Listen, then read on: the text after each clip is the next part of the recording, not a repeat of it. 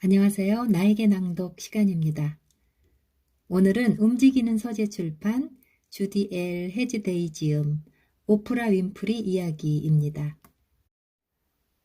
먼저 책의 앞머리에 오프라 윈프리에 대한 소개말과 프롤로그, 스탠퍼드 대학 졸업 연설문 순으로 낭독해 보겠습니다. 이 책의 주인공 오프라 윈프리는 1954년 미국 미시시피의 코시우스코스라는 작은 마을에서 사생아로 태어났으며 어린 시절 어머니와 아버지의 집을 오가며 불안정한 생활을 했다. 어릴 때부터 말 잘하는 재능이 있었지만 자식에게 무관심한 어머니 집에서 지내며 남자 친척들로부터 성폭행을 당하는 등 지우기 힘든 큰 상처를 받기도 했다. 힘든 사춘기를 보내고 테네시 주립대학교에 입학했으며 재능을 인정받아 미국 방송국 텔레비전 뉴스 공동 앵커로 발탁되어 방송계에 입문했다. 그러나 뉴스 취재 중에 탁월한 공감력 때문에 보도 방송인으로서의 자질 시비에 휘말리게 되었고 결국 뉴스 앵커 자리를 내주어야 했다. 그러나 그녀의 뛰어난 공감력은 토크쇼를 진행하며 큰 빛을 발하기 시작해 자신의 이름을 내건 오프라 윈프리 쇼를 통해 토크쇼의 여왕이 되며 방송 역사를 다시 쓰게 되었다. 하포 프로덕션을 설립하여 미디어 사업가를 겸하면서 다양한 미디어 사업 활동을 통해 큰 부를 얻었으며 각종 상을 휩쓸었다. 그녀는 다양한 자선 사업을 통해 자신이 받은 사랑을 세상에 돌려주는 일을 꾸준히 해오고 있다.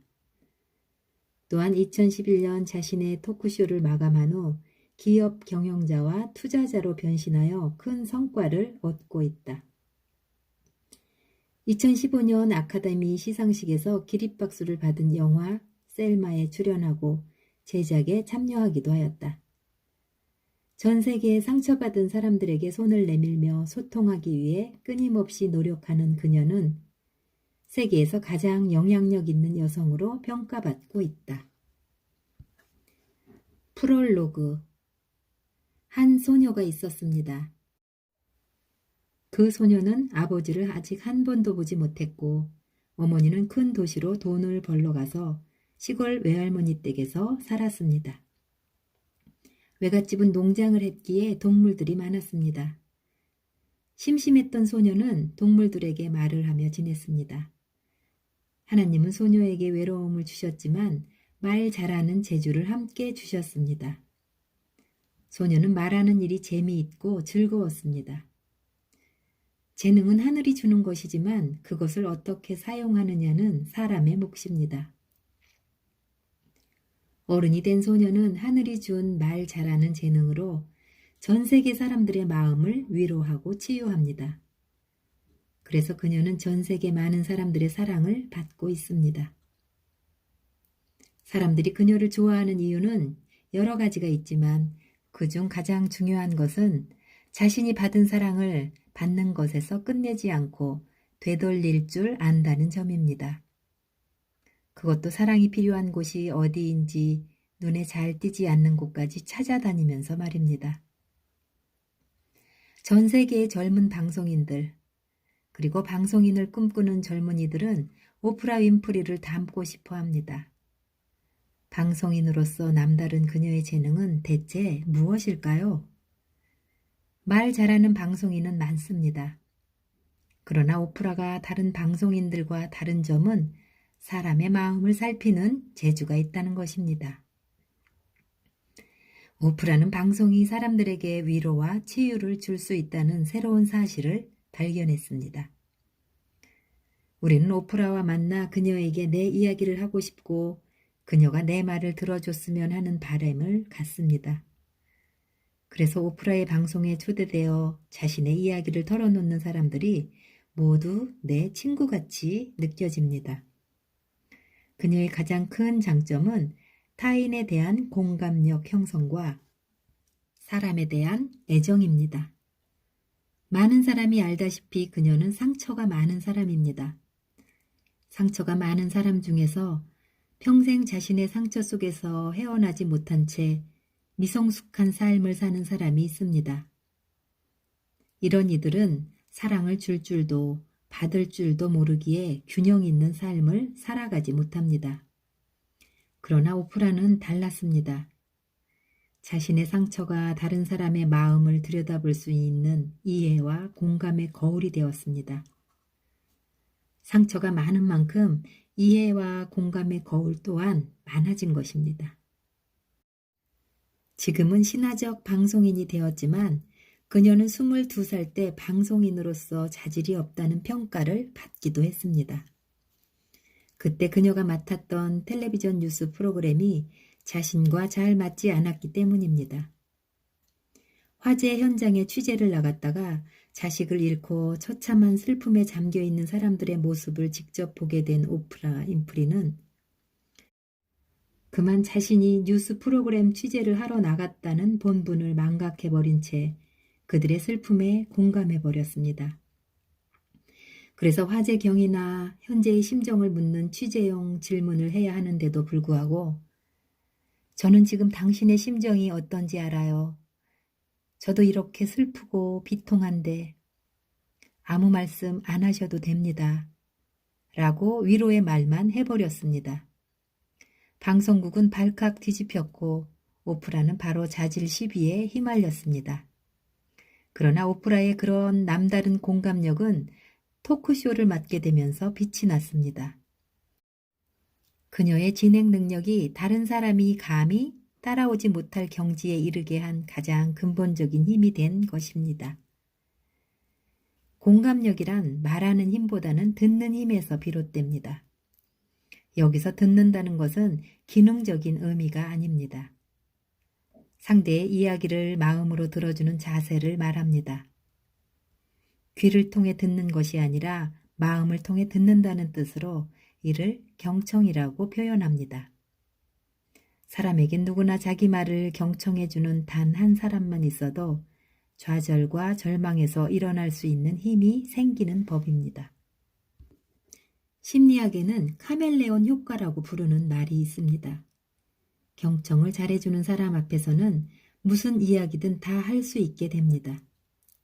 그런 사람과 대화를 하면 시간 가는 줄 모르게 되고 말을 많이 해도 피곤하지 않으며 마음까지 홀가분해집니다.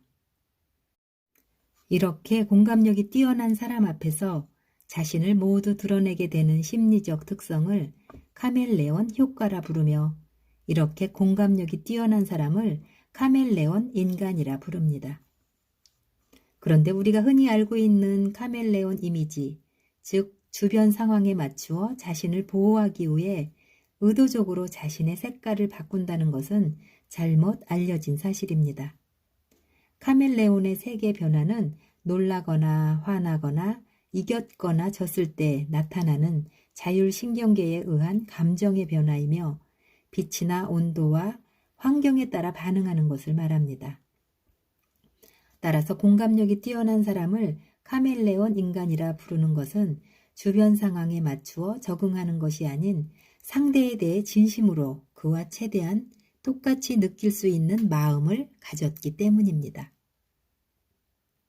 요즘 청소년들이 경청하는 방법을 전혀 모르는 경우가 많습니다. 언제나 귀에 이어폰을 꽂은 채로 사람의 말을 듣고 있는 것 같습니다. 실제로 이어폰을 꽂고 있지 않아도 무언가로 귀를 막은 채 사람의 말을 진심으로 듣고 있지 않다는 생각이 듭니다.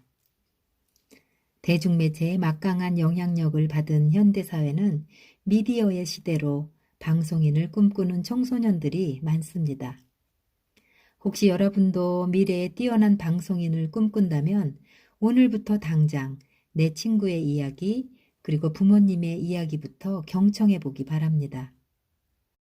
사람이 외로운 것은 말하지 못해서가 아니라 제대로 듣지 못해서라는 말이 있습니다. 오프라 윈프리처럼 탁월한 방송인이 되고 싶다면 오프라의 눈부신 성공이 다른 사람의 말을 마음으로 듣는 경청의 힘에서 비롯된 것임을 기억해야 합니다. 그것을 빨리 알아차린 사람일수록 뛰어난 방송인의 자리에 먼저 가 있을 것입니다. 스탠퍼드 대학 졸업 연설문. 땡큐. 이렇게 멋진 날에 함께하게 해주셔서 대단히 감사드립니다. 우선 모든 분께 작은 비밀 한 가지를 알려드리고 축사를 시작할까 합니다. 비밀이란 다름 아닌 2008년 스탠퍼드 대학교 졸업생 커비 범퍼스가 바로 제 대녀라는 사실입니다. 그래서 헤네시 총장님께서 제게 졸업 축사를 부탁하셨을 때 몹시 감격스러웠습니다. 커비가 대학에 입학한 이후 처음으로 스탠퍼드 교정에 들어올 수 있었으니까요. 아시다시피 커비는 매우 똑똑한 여학생입니다. 그녀는 자신의 인맥으로가 아니라 본인의 참 모습으로 사람들에게 인정받기를 바랍니다. 그래서 처음 만나는 사람에게 저와 친분이 있다는 사실을 밝히는 법이 없습니다. 신입생 오리엔테이션에 참석하기 위해 커비가 그녀의 어머니 게일 킹과 스탠퍼드 대학교를 처음 찾았을 때 모든 사람들이 무척 반가워했고 그중 누군가가 게일에게 다가와 어머나 저 사람 게일 킹이잖아 라고 말했답니다. 제 절친한 친구인 게일을 아는 사람이 많으니까요. 누군가 커비에게 와우 저 사람 게일 킹 아니야? 라고 하면 커비는 이런 식으로 말합니다. 응 우리 어머니셔. 그러면 그 사람은 또 이렇게 말하죠. 어머나 그럼 너 오프라 윈프리도 알겠네? 그러면 커비는 그렇다고 할 수 있지 라고 대답합니다. 저는 이 이야기를 듣고 이렇게 말했죠. 그렇다고 할 수 있다고? 우리가 고작 그 정도의 관계니? 저와 커비가 가까운 사이라는 것을 보일 수 있는 명백한 증거가 있습니다. 커비의 사진들을 이 자리에 계신 모든 분께 이메일로 보내드릴 수 있습니다. 팔을 짚고 엎드린 제 등에 커비가 올라타 있는 사진 말입니다. 저와 커비의 사이는 안다고 할 수 있는 정도를 좋게 넘는다는 겁니다. 그래서 저는 스탠퍼드 대학교에 온 것이 매우 행복합니다. 4년 만에 커비의 방을 구경하게 되어 행복할 따름입니다. 커비를 매우 자랑스럽게 생각하는 저는 그녀의 기숙사 방에 꼭 한번 가보고 싶었으니까요. 그녀는 오늘 인간 생물학과 심리학에서 2개의 학위를 받고 졸업합니다. 사랑한다 캐비 케이크. 저는 캐비를 케이크라고 부를 정도로 그녀와 친합니다. 그리고 지금껏 커비를 도와준 그녀의 어머니와 아버지 그리고 남동생 윌이 자랑스럽습니다. 저는 사실 그녀가 스탠퍼드 대학교를 졸업하기까지 아무런 도움을 주지 못했지만 지난 몇 주 동안 누군가 제게 뭐하며 지내냐고 물을 때마다 스탠퍼드에 갈 준비를 하고 있어요 라고 답하곤 했답니다. 저는 그냥 스탠퍼드를 입에 올린다는 게 좋습니다. 스탠퍼드에 다니지 않았으니 평생 스탠퍼드 학위를 따지는 못하겠지만요. 저는 테네시 주립대학교에 다녔습니다. 1975년에 졸업할 예정이었지만 한 학점이 모자라 학위를 받지 못했습니다. 그때 저는 학위 따위는 그냥 잊자고 생각했습니다. 왜냐하면 교수가 될 생각도 없었고 사실 그 무렵에 이미 텔레비전에 출연하고 있었으니까요. 대학 2학년생이던 19살 때부터 텔레비전에 출연했습니다. 저는 10시 뉴스를 진행하고 11시까지 집에 들어가야 하는 유일한 텔레비전 앵커였습니다. 아버지는 정말로 이렇게 말씀하셨죠. 뉴스가 11시 30분에 끝나니까 11시까지 귀가하도록 해라. 학점 따위는 제게 그리 중요하지 않았습니다. 제 꿈을 찾아 돈벌이를 하고 있었으니까요. 이미 제 진로를 찾은 거였습니다. 그래서 대학 문제는 신경 쓰지 않기로 작정했습니다. 고작 한 학점 모자란 것 뿐이었으니까요. 하지만 아버지께서는 제가 졸업을 하지 않았기에 이후 몇 년 동안 항상 대학 문제를 거론하셨습니다. 아버지께서는 늘 이렇게 말하곤 하셨습니다. 오프라야, 대학 학위 없이 무슨 일을 할 수 있을지 걱정스럽구나. 그러면 저는 이렇게 대답하곤 했죠. 하지만 아버지, 전 지금 제 텔레비전 쇼를 진행하고 있어요. 그러면 아버지는 또 이렇게 말씀하셨죠. 그래도 대학 학위도 없이 무슨 일을 할 수 있을지 잘 모르겠다. 그럼 저는 또 이렇게 대답했어요. 하지만 아버지, 전 지금 토크쇼 진행자예요. 아버지는 그래도 이렇게 말씀하셨죠. 학위도 없이 다른 일자리를 어떻게 구할지 걱정스럽다. 그러던 1987년 테네시 주립대학교로부터 졸업식에서 축사를 해달라는 부탁을 받았습니다. 당시 제 토크쇼는 전국적으로 방송되고 있었습니다. 영화를 제작해 아카데미 한 개 부분에 후보로 올랐고 제 회사 하포도 설립했습니다. 하지만 저는 한 학점을 더 딸 때까지 축사를 할 수 없다고 학교 측에 전했습니다. 저는 여전히 대학 학위가 없으면 제가 아무데도 못 갈 거라고 말씀하시는 아버지의 말씀을 들어 학사 과정을 마치고 학위 논문을 제출했고 마침내 학위를 취득했습니다. 그에 대해 아버지는 매우 자랑스러워 하셨습니다.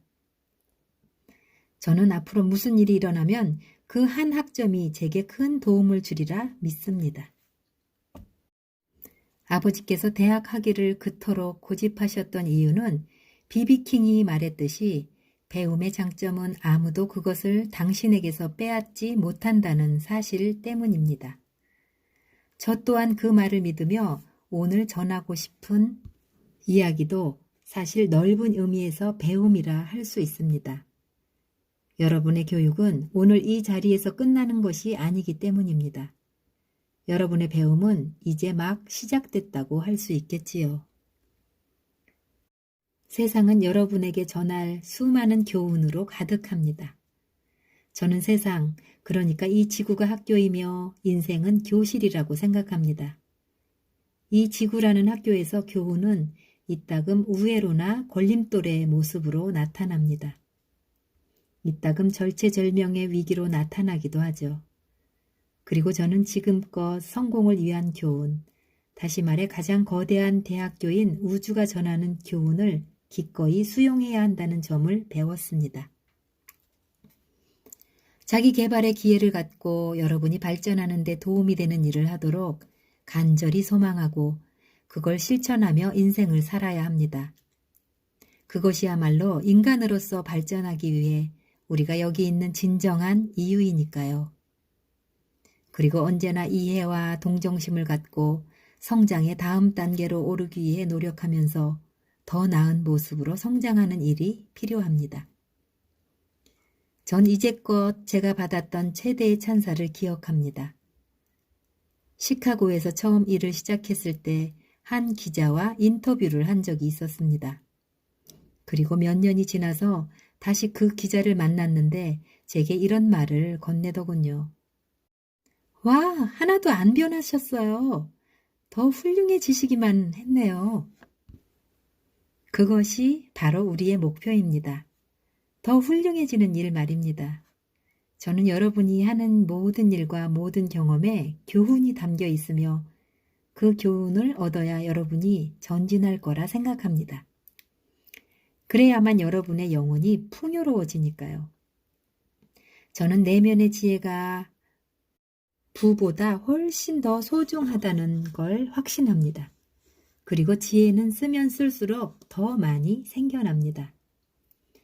그래서 오늘 이 자리에서 저는 지금까지 인생 여정에서 얻은 몇 가지 교훈을 전하려고 합니다. 다행이지 않나요? 누군가 몇 가지 전하고 싶다고 말했는데 나중에 알고 보니 10가지나 된다면 싫지 않겠지요? 듣고 있는 사람들은 아마 이렇게 말하고 싶을 겁니다. 여기는 내 졸업식장입니다. 당신을 위한 자리가 아니라고요. 그러니 제발 좀 간단히 하세요. 라고요. 그래서 단 3가지만 전하려고 합니다. 제 인생에 가장 큰 영향을 끼친 3가지 교훈은 감정, 실패, 행복을 찾는 법에 관한 겁니다.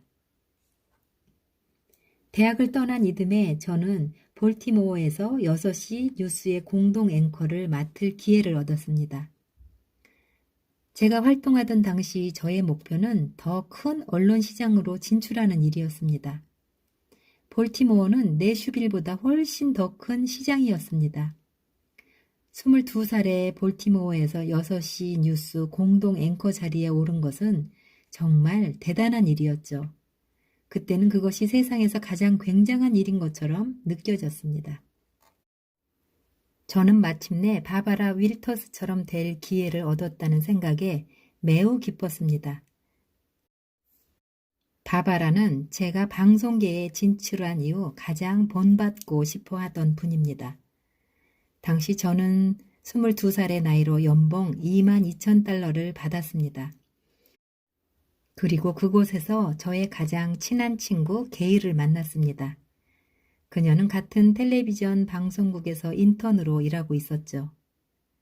그녀와 친구가 된 다음 우리는 이렇게 말하곤 했습니다.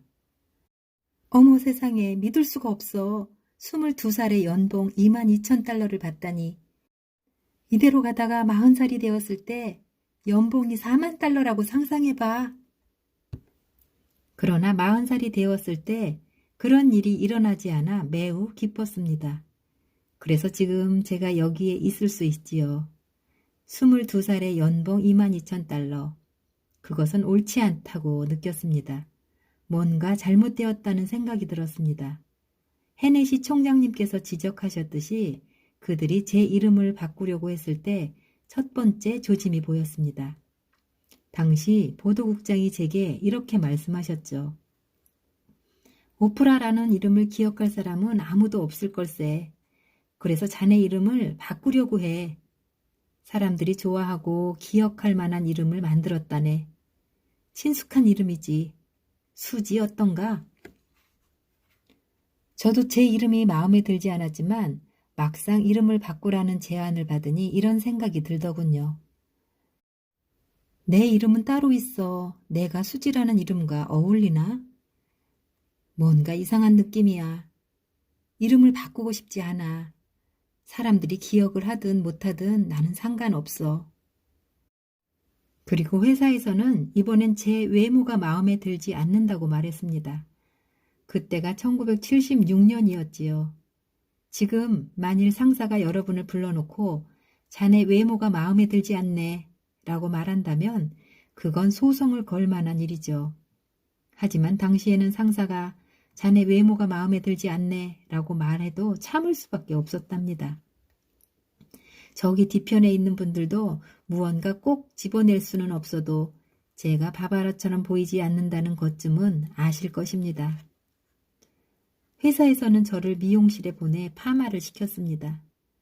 그런데 너무 독한 약을 써서 며칠 뒤 머리카락이 모두 빠지는 바람에 한올 수 없이 머리를 밀어야 했습니다.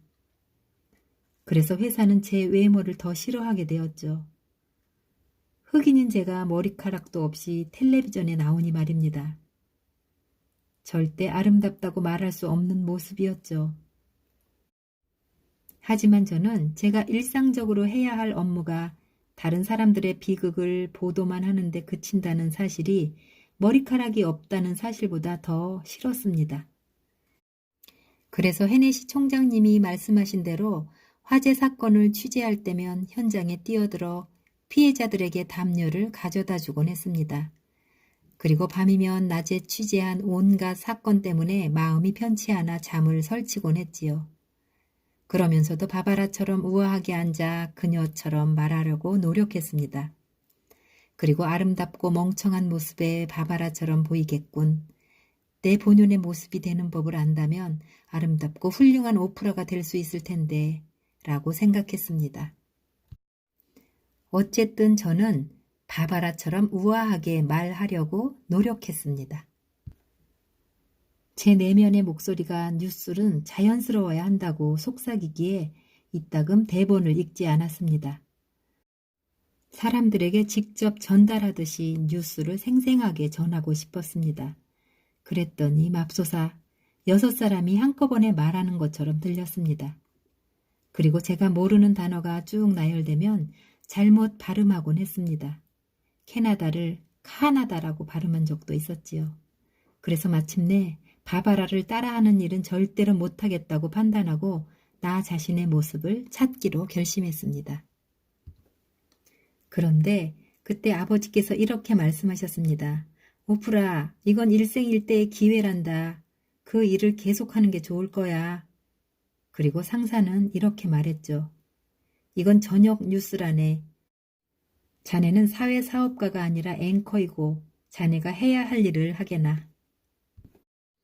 저는 이 같은 기대와 의무의 메시지 사이를 오가며 너무 괴로웠습니다. 그리고 밤이면 집으로 돌아와 일기를 썼습니다. 15살 무렵부터 썼으니 지금은 그 양이 무척 방대합니다. 당시에 저는 비참하고 답답한 심정을 일기에 가득 담았습니다. 그런 식으로 불안감을 해소하는 습관을 들였습니다. 8달이 지난 뒤 저는 앵커 자리를 잃었습니다. 회사에서는 제가 지나칠 정도로 감정적이라고 말하더군요. 제가 지나쳤답니다. 하지만 위약금을 물고 싶지 않았던 회사는 볼티모어의 한 토크쇼로 저를 내보냈습니다. 그리고 그 쇼에 출연하는 순간 저는 고향에 온 것 같은 기분이 들었습니다. 텔레비전 출연은 단지 일이 아니라 봉사를 하고 다른 사람들이 삶을 향상시키도록 돕는 발판이 될 수 있다는 사실을 깨달았습니다. 자리에 앉아 토크쇼를 진행하니 마치 숨 쉬는 것처럼 느껴졌습니다. 이것이 옳은 일이라는 느낌이 들었죠. 그리고 바로 그곳에서 제 인생이 시작되었습니다. 그렇게 해서 첫 번째 교훈을 얻었습니다. 스스로에게 의미 있는 일을 할 때 그것이 옳은 일이라고 느끼며 하루하루가 보너스처럼 느껴집니다. 보수가 얼마이든 상관없는 일입니다. 네, 감사합니다. 지금까지 오프라 윈프리 이야기 중 작가의 프롤로그와 2008년 스탠퍼드 대학 졸업 연설문 일부를 낭독해 보았습니다. 낭낭서가의 나에게 낭독이었습니다. 감사합니다.